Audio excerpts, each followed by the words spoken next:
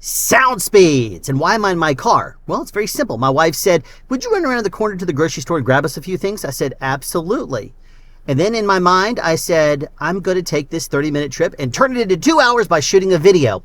Now, the inspiration for this is that it is, at the time of this video, 90 degrees outside in the Georgia summer heat. And it is overcast today, so I said, you know what? It's actually a pretty good day to actually shoot something. So let's do that. Now, I am going to be testing a plugin from Waves called the Clarity FX in this video. So if you're wondering what I'm going to be doing outside and, you know, if I'm driving down the road, it's got to sound pretty bad, right? Well, yes, but here's the thing.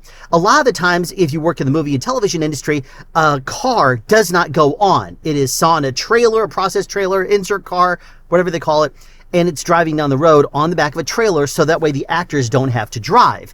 That way a skilled driver will be driving that vehicle instead, and the camera people will be mounted to the side, or cameras will be mounted in if it has a hostess tray or something. It just depends on the setup. But in my case here, I'm going to be doing what's called free driving, where I'm driving down the road and you're going to be hearing this car. Now that means a few different things. Number one is the noise floor is going to go way up. You're going to be hearing a lot of the sound in my environment here, and that's not good. It also means that a lav is going to be crushed if it's on my chest. So I'm going to have to plan something. And luckily, I happen to have a Twinplex TL47 floating right here above me. And here's a picture of the way it looks basically right before I started shooting this video for a sound reference. And once I get up to speed, I'm going to be pulling out an old microphone that you would never use as a plant microphone because of its design, but I haven't heard it in a while and I like it. It's called the AKG C535EB, and I have a really cool story behind it. And what I'm going to be doing is going underneath with it once I get up to speed, and I'm going to be kind of coming in from above, so that way you'll be able to hear the difference in those two sounds from a small diaphragm lavalier type microphone, which is still a very good microphone for about $400. And then you're going to hear the C535EB, which has been discontinued. I think it's now the C636. I don't know. Sounds like kind of like a Mazda old school naming scheme. But regardless, I'm going to be driving around the corner. But once I get up to speed is when this video really starts happening and taking place. So I just really hope, I guess, out of this, I'll have some good footage to play with when I get into post. Now is also the time that I get to see if by putting Joe Sticky stuff on the bottom of my Sony ZV-1 is going to keep it from flying all over the place as I drive down the road. It doesn't sound like a very wise thing to do, but hey, we're going to go for it. What am I using to record this audio? Well, for the Shure, I'm going to be using the Deity BP-TRX, which I did review. And I see a police officer up here. I better start paying attention to what I'm doing and not distract myself. And then, of course, I go and distract myself. HDTX from Deity is going to be recording the AKG. And I do know that they are going to do fairly good for our testing. And I say fairly good because, in all honesty, I'm driving down the road. I don't need it to be the very cleanest noise floor of any type of environment I've ever heard. And the reason why is because when you think about it, it's very simple. The noise floor of my driving down the road is going to be higher than anything on a preamp. Whoa, the camera's wobbling there. I hope it doesn't fly off. The noise floor on the microphones is going to be well below the noise floor of the recorder, which is going to be well below the noise floor of my recording environment. So it's one of those things where, why should I nitpick something when it doesn't matter? Now that I'm driving down a very even area of road, what I'm going to do is pull out the AKG microphone, put it down below, and I'm going to go quiet. That way I have a noise floor, that I can use when I get into post to help dial in my level.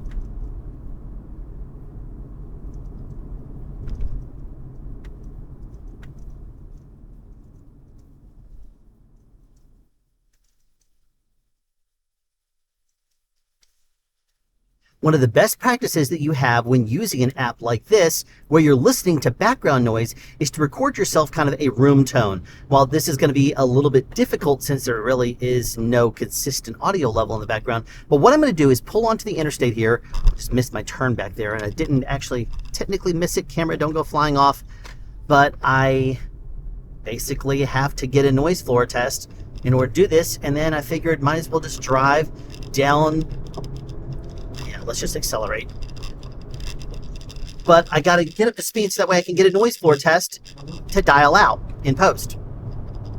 I'm driving down the same little part of the interstate that I was just on, and what you're listening to right now is me dialing in on the processing a little bit. I'm going almost 10 miles an hour over the speed limit and cars are passing me. Goes to show the Georgia driving system. Now I'm sitting here idle at this light, and I'm going to go quiet again so we can get another noise floor test and then see if we can dial out my voice in post.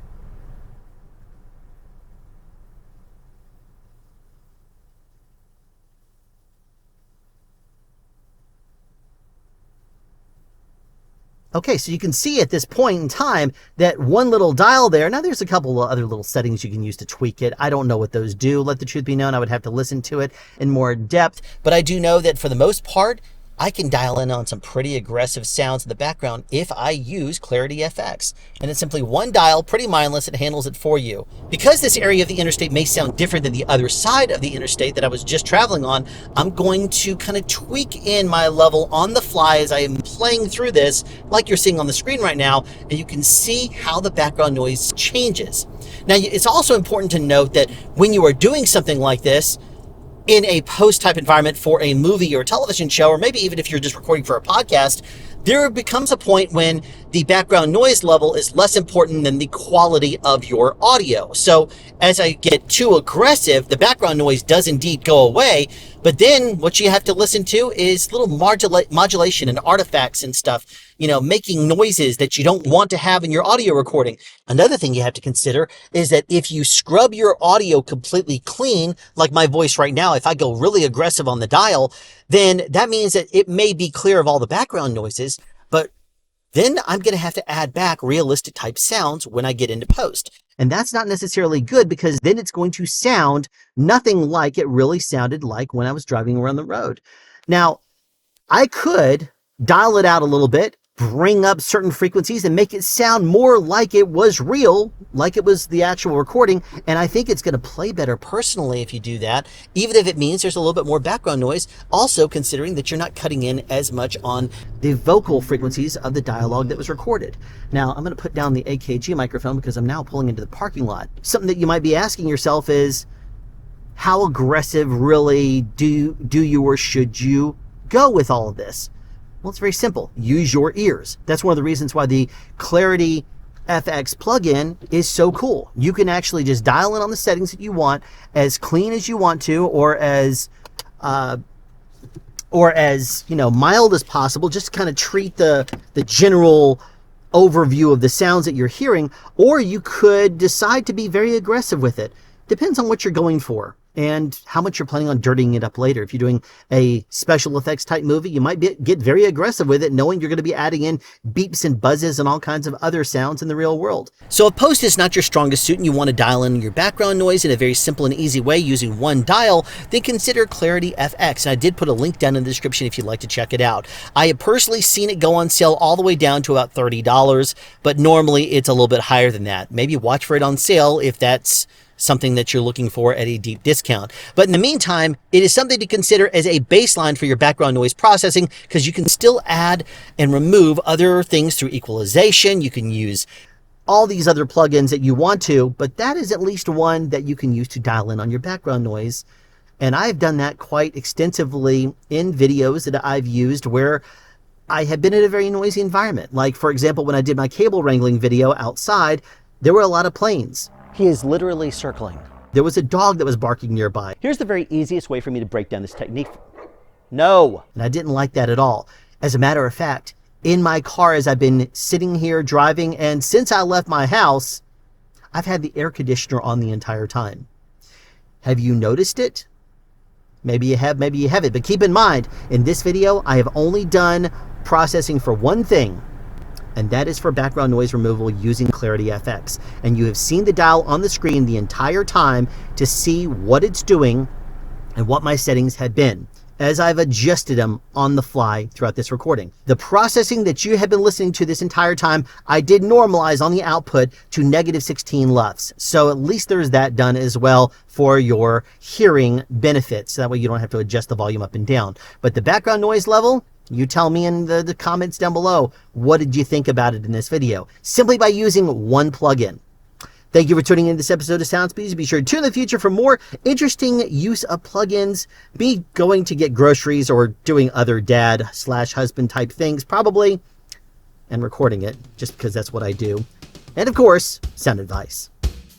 Have a question you'd like answered or want to add something? Be sure to write it in the comment section down below. You can also make a suggestion for future topics of discussion. Again, comment section down below, or you can email me at soundspeeds@yahoo.com. Be sure to subscribe and turn on notifications so you won't miss out on future sound advice.